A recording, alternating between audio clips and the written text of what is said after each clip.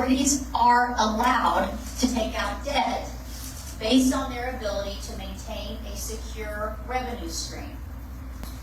Authorities are created by statute and authorized by law to carry out certain duties on behalf of the state. Unlike state agencies, authorities are allowed to take out debt based on their ability to maintain a secure revenue stream. The ability to incur debt by selling bonds on the open market has allowed OTA to build and maintain infrastructure on a much larger scale and at a much faster pace than what ODOT is capable of. Of course, the cost of OTA's debt and the infrastructure it builds ultimately falls on the drivers in the form of tolls. This is the first investigative audit of the Oklahoma Turnpike Authority in its nearly 80-year history. When the Attorney General requested this audit, he did not raise any specific allegations. However, he did point to a wide array of concerns brought to his attention by lawmakers as well as private citizens. My office has investigated these concerns. We have examined multiple operations within the OTA system and analyzed more than $1 billion in expenditures over a 2-year period. Today I'm going to walk you through some of the weak processes we uncovered at OTA, beginning with irregular contracting practices and conflicts of interest, all connected to the Access Program, a massive multi-billion-dollar expansion and modernization initiative. I will spend the majority of our time talking about these topics. I will also address questions related to the bond issuance process, land acquisitions as well as auctions, and OTA's relationships with state agencies, including transactions between OTA and ODOT. However, to begin, I want to emphasize that under current statute, OTA's legal powers are very broad. OTA's statutory powers include the right to acquire new land by eminent domain, the right to design and build new roads along routes approved by the legislature, and to finance those roads by issuing bonds, and the right to collect tolls and raise rates to pay bond obligations. My team found that for the most part, OTA has acted within its legal rights. Many of the public's most pressing concerns about OTA can only be resolved by amending legislation.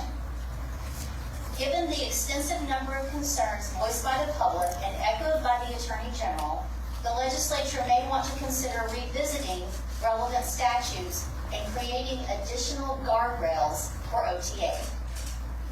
However, it's also worth considering the structure of the current system before any changes are made. It goes without saying that any transfer of responsibilities from OTA to ODOT will place a substantial financial burden on taxpayers. And given ODOT's inability to incur debt, it would be impossible for the agency to expand or maintain infrastructure in the same manner as OTA.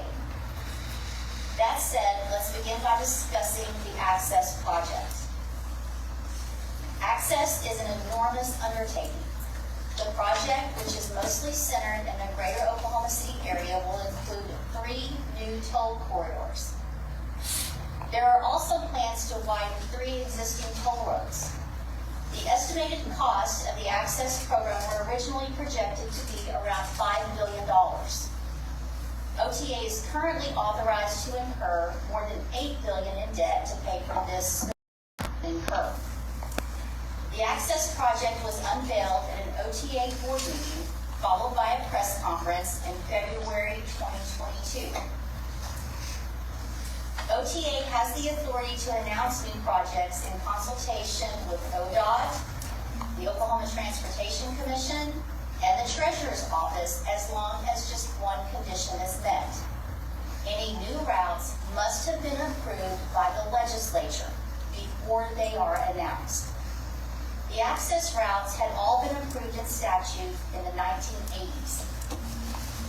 A Supreme Court's decision cleared the way for OTA to begin moving through the extensive bond issuance process. To date, OTA has incurred more than $1.5 billion in debt to mentioned, the board has authorized more than $8 billion. OTA resumed the design phase of the Access project in February 2024. During the design phase, OTA's engineering partners drew up plans for new routes and interchanges. Construction is expected to begin this year. With the construction phase looming, land acquisition has become a more urgent issue. As of February 6th this year, OTA closed on 88 land acquisitions to make way for the new access roadways. I will discuss land acquisition later in the press conference. First, I will address contracting practices. OTA routinely conducts road design, construction, and maintenance via contractors. OTA did not follow its normal practices when selecting contractors for the design phase of Access. For Access, OTA secured responses to a letter of interest from 17 contractors, all engineering firms interested in working on the design phase of the project. OTA placed 12 of these prospective engineering contractors on a short list and then named them as prime contractors. Prime contractors could be approved on an as-needed basis for on-demand services. That means the 12 prime engineering contractors were pre-selected to be on standby to support the Access project. There is no statutory requirement for OTA to competitively bid professional services. There is, however, a legal requirement that OTA keep costs to a minimum. Without competitive bidding, contractors have no incentive to lower their prices. OTA did not produce documentation showing that it had made any attempt to negotiate contractor pricing downward.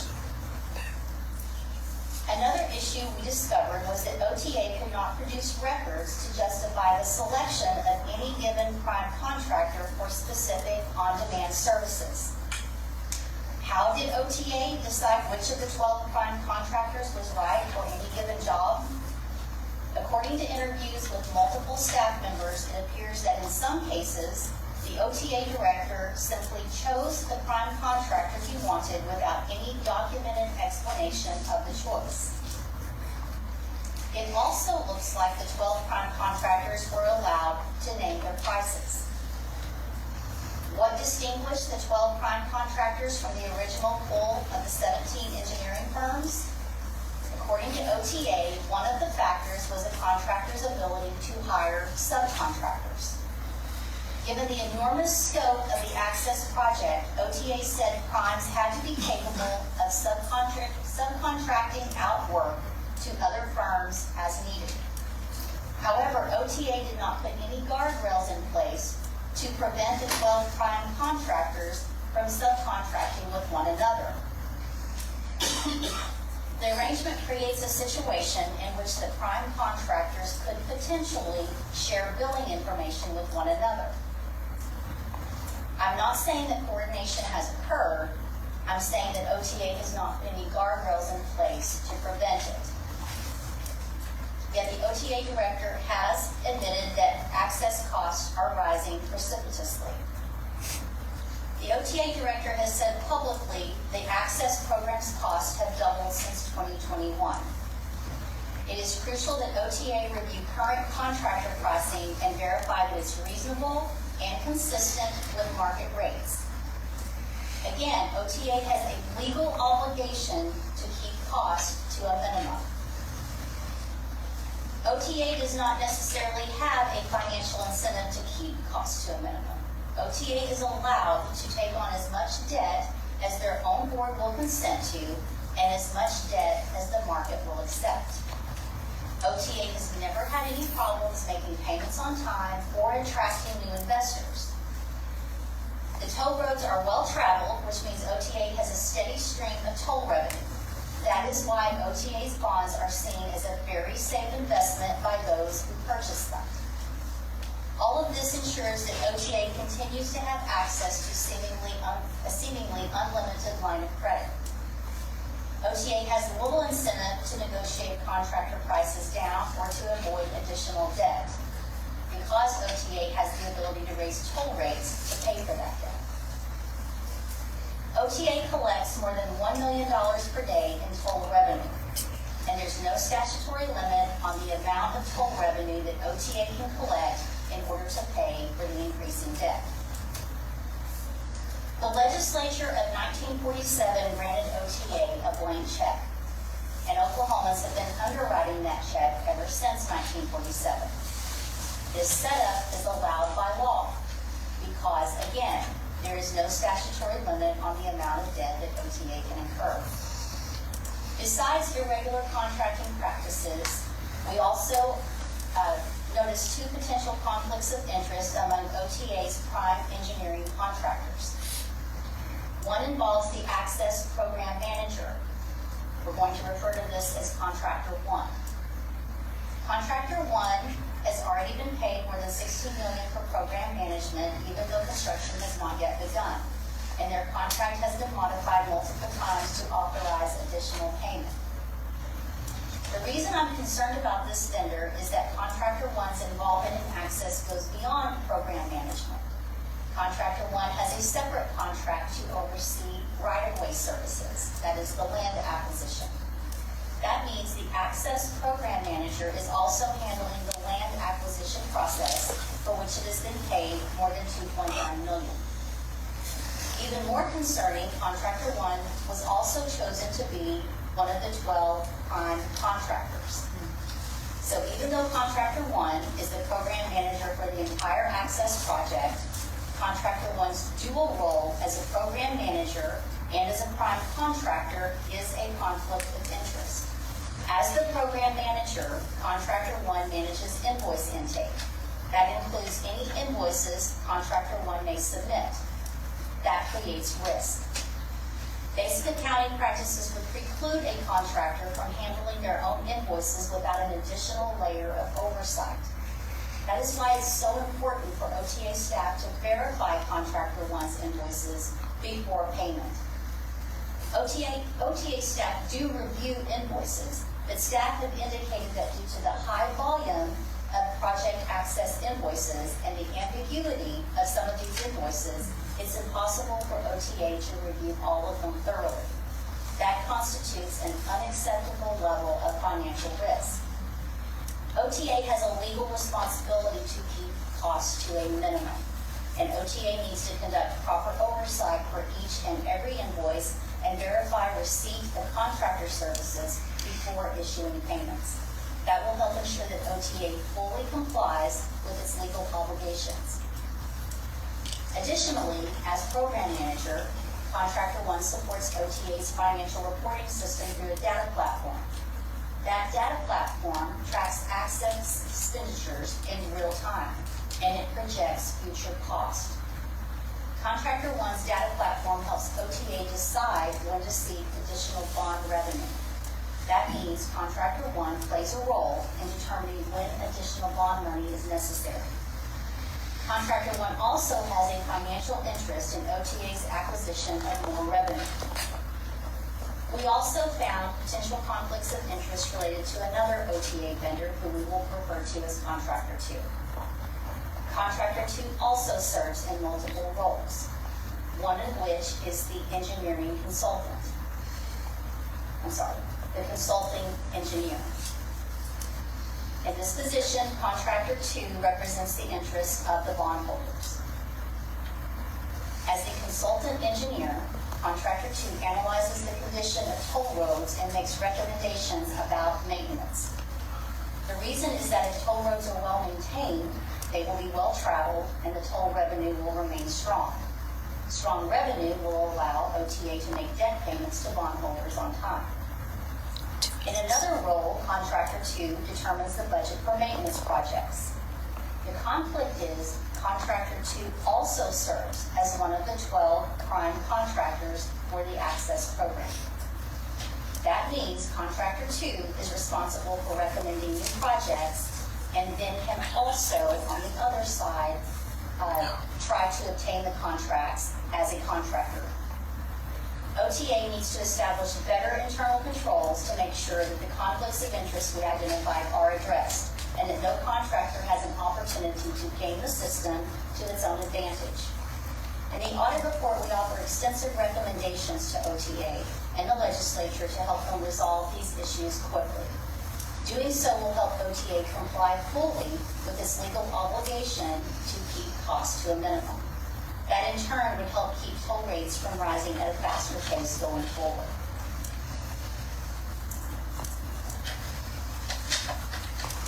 We also looked at the bond issuance process. OTA must follow a 14-step process. Some have been under the misunderstanding that OTA has unilateral authority to obtain financing for new roads or other purposes. It's important to note that other officials have responsibilities within the bond issuance process as well. Multiple officials and agencies are also part of the conversation about whether new roads are necessary and feasible. As part of the bond issuance process, OTA must conduct traffic studies that project whether new routes are feasible. OTA can only sell bonds after going through all of these steps. We examined the bond issuance process in depth, and we found that OTA met all legal requirements. Regarding land acquisitions, the Oklahomans most impacted by the Access Program are those who will lose their homes. There is an 8-step process in place that regulates OTA's land acquisition. My team did a thorough evaluation of this process, and we found that OTA met its legal obligations in relation to land acquisitions. Most property owners affected by land acquisition choose to negotiate with OTA on the sale of their land. OTA refers to those negotiations as advanced acquisitions. We reviewed all advanced acquisitions for the Access Program, and we found that OTA bought most properties at a price that exceeded the appraisal value. When property owners resist negotiations, OTA can initiate the condemnation process, by which it has the right to take land in exchange for a just compensation. From 2019 to 2025, OTA initiated condemnation 6 times. In 3 cases, it was due to issues related to the title of land rather than to an unwillingness of the owners to negotiate. Only 1 case resulted in condemnation whereby a property owner's land was taken and the owner was paid what an appraiser deemed a fair price. It is very rare for OTA to use its rights of eminent domain to obtain land against the will of the property owner. There are circumstances in which OTA only requires a small portion of the parcel of land. In many of those cases, the owner chooses to sell the entire parcel of land. That is how OTA ends up with surplus land, which it is authorized to sell at auction. My team reviewed the OTA's land auctions. We found no violations of law. One of the concerns the Attorney General raised was certain transactions between OTA and ODOT. Lacking a specific allegation, we did examine OTA's relationship with ODOT, giving particular attention to 25 shared service agreements as well as all payments from OTA to ODOT from 2021 to 2025. We found no violations of the law. All shared service agreements and payments appear to have been reasonable. We noted several irregularities with regard to OTA's relationship with the Department of Public Safety. By an agreement and statute, OTA funds a portion of DPS's payroll, benefits, and equipment costs. By law, OTA is only allowed to cover the cost of 2 things: patrolling the turnpike system and partial funding of the patrol academy for new troopers who help police the turnpikes. Yet OTA could not verify that it was only covering costs that pertain to toll roads. We recommend that OTA review current practices with legal counsel, especially in light of the statutory obligation to keep costs to a minimum. When the Attorney General requested this audit, he did not provide any specific allegations. The wide array of concerns he alluded to were very broad. Without any concrete allegations to investigate, we went through his list of concerns one by one. We also identified areas of risk. That resulted in a voluminous, lengthy audit. Related to the Access Program, we examined engineering and design contractors, the bond issuance process, and land acquisitions. We also examined surplus land and land auctions from previous projects, OTA transactions with multiple state agencies, the Gilcrease Turnpike, which operates on a separate financial system from the other toll roads, and OTA's flow of funds structure. The main issue we discovered within OTA's operations were some of its contracting practices. OTA left a thin paper trail when it comes to engineering contracts.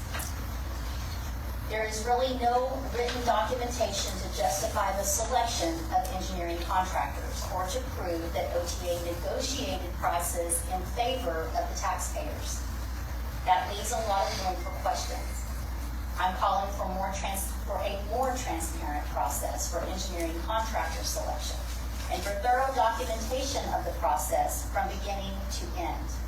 I'm also calling on OTA to eliminate all potential conflicts of interest and to verify receipt of services for every single contractor before issuing payment. These are basic accounting practices, and we have given OTA extensive recommendations on how to close these gaps. What this audit highlights is just how broad, unrestrained, and unchecked OTA's legal authority is. I said that OTA was granted a blank check underwritten by Oklahoma taxpayers and by more than $1 million it collects daily for tolls. It's very important to remember that the law allows for this. It is also important to remember that legislators can amend these laws at any time. Thank you, and I'll take your questions at this time. Yes, I think I speak for everyone in the room and everyone watching the live stream. Why did this audit take so long? Because of the voluminous request. Typically, whenever we are asked to do an investigative audit, there is some allegation of a crime, some allegation of wrongdoing. We were told to go audit the Turnpike Authority. Because my office is not responsible for conducting the annual financial audit of the Turnpike Authority, they are allowed to contract out for that service and choose their auditor. We were asked to go in on an agency, not an agency, on an authority, which is a political subdivision. We had to gain an understanding of how this operates, and then we had to look at essentially everything with no real direction into any criminal allegations. Did that take place right after the State Attorney General demanded this audit? No. And if you were to go back, you would know that I told the Attorney General that it would not be started for an entire year after that request was given to us. At that time, we had quite a backlog in investigative audits. Can you identify contractor 1 and contractor 2? That'll be in the work papers. I think that the focus really needs to be on OTA's processes, on how they allow these contractors to be awarded, but I'd be happy to get you that information after this press conference. Thank you. Yes. Did the fact that OTA had never been audited before play into the length of time it took for this? Of course it did. Whenever you don't have a history of working with an agency and understanding how they maintain their records, all of the laws that apply to them, and the fact that this is a very complex agency handling many different divisions, of course that's going to take extra time to go in and gain the understanding, learn the laws, and then look at the finances to see what's going on. When you looked at the Gilcrease Turnpike, I know that was kind of a partnership between OTA and then county and kind of a few different agencies there. And it's my understanding that there was a 1 mile stretch of county-maintained road there that the turnpike is built on top of, essentially. Could you find any sort of evidence that taxpayer-supported road that the turnpike replaced, were the taxpayers compensated at all for that road being taken away? And also, can you speak to anything you've noticed between the relationship between the OTA and the other government agencies involved in that project? In that specific project with the Gilcrease Turnpike, the Gilcrease Turnpike was something that was unique to the Turnpike system. What we found in our investigation was that they complied with the law. We did not find any violations of that. And as far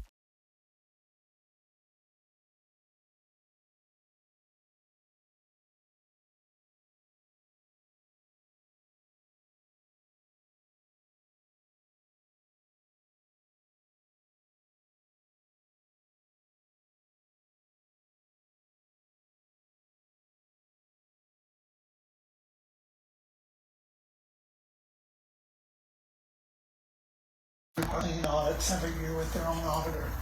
Yet that auditor didn't catch any of these contracting irregularities, conflicts of interest.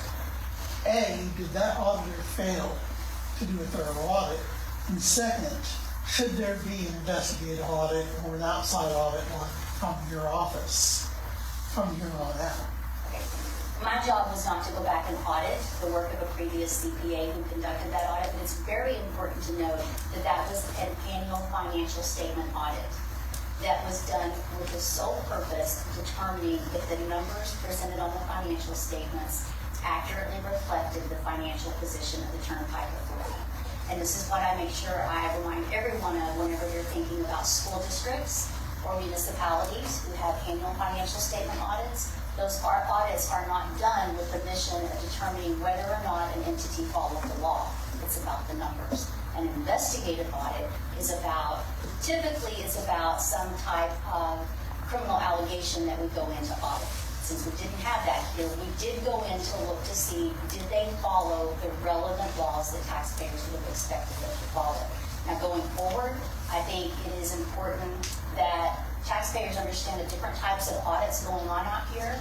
At the state level, we do an annual financial audit of the state's financial statement, which includes all agencies, and it is so high level, you are never going to get to the bottom of whether or not these agencies are fully compliant with the laws being passed. That's why it is important for taxpayers to advocate for performance audits. Performance audits will give you the answers that I think you might be looking for as to whether or not an agency is being efficient and effective, and they are giving you the best return for your investment.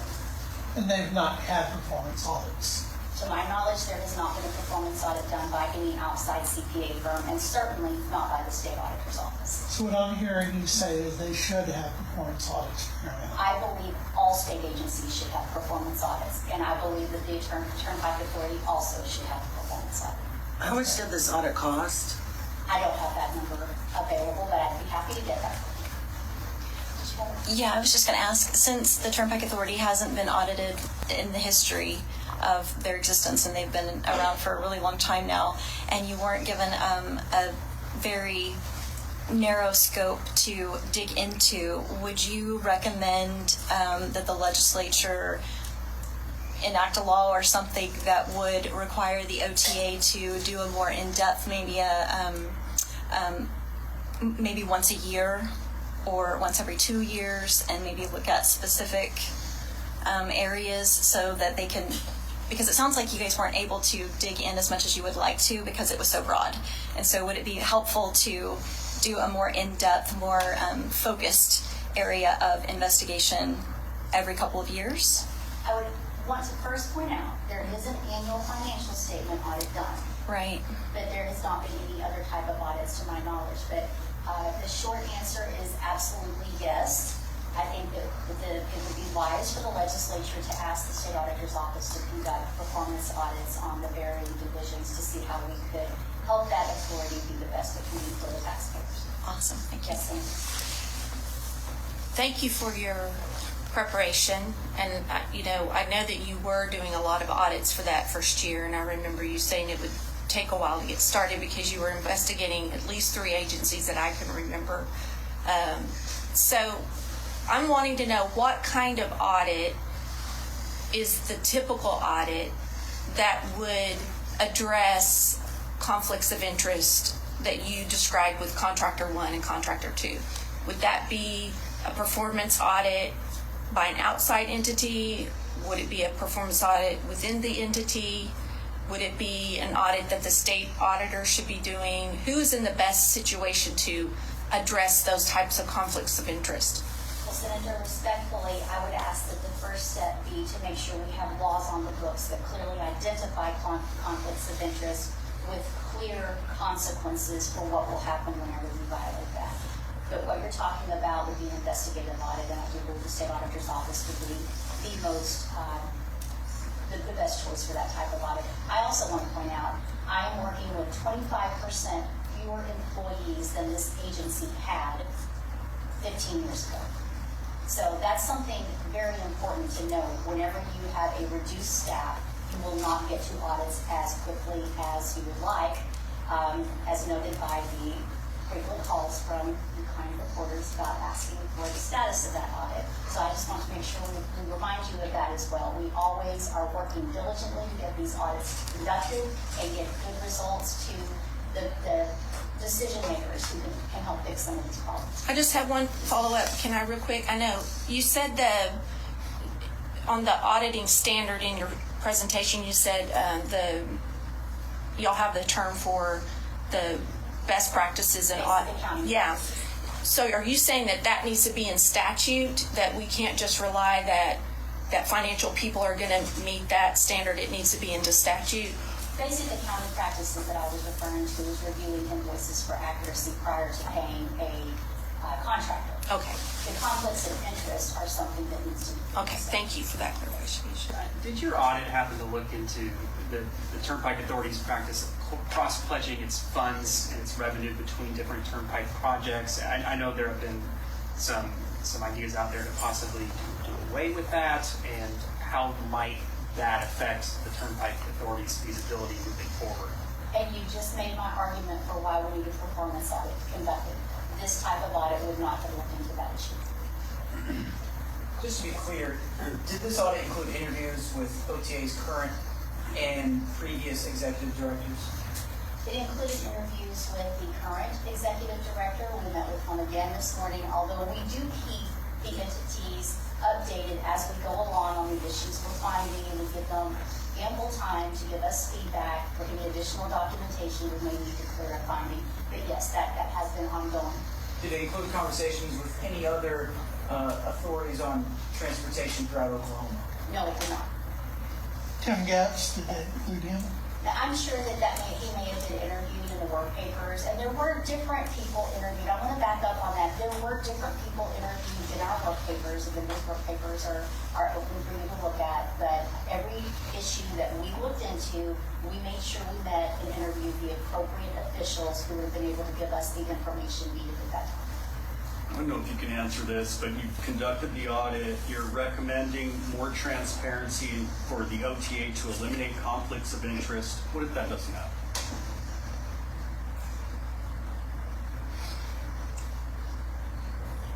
As the state auditor, my responsibility is to give taxpayers and those who can make decisions all the information they need to solve a problem. I can't force any changes, but I do encourage taxpayers to advocate on behalf of those changes being made. Was your team able to come up with costs and how much these conflicts of interest or other arrangement that could be done better, how much that would cost? No, because there was no criminal allegation here, there was not a cost calculated to determine if there was anything further. It was just a matter of the structure and process in place allowed for a conflict of interest, and that needs to be fixed immediately.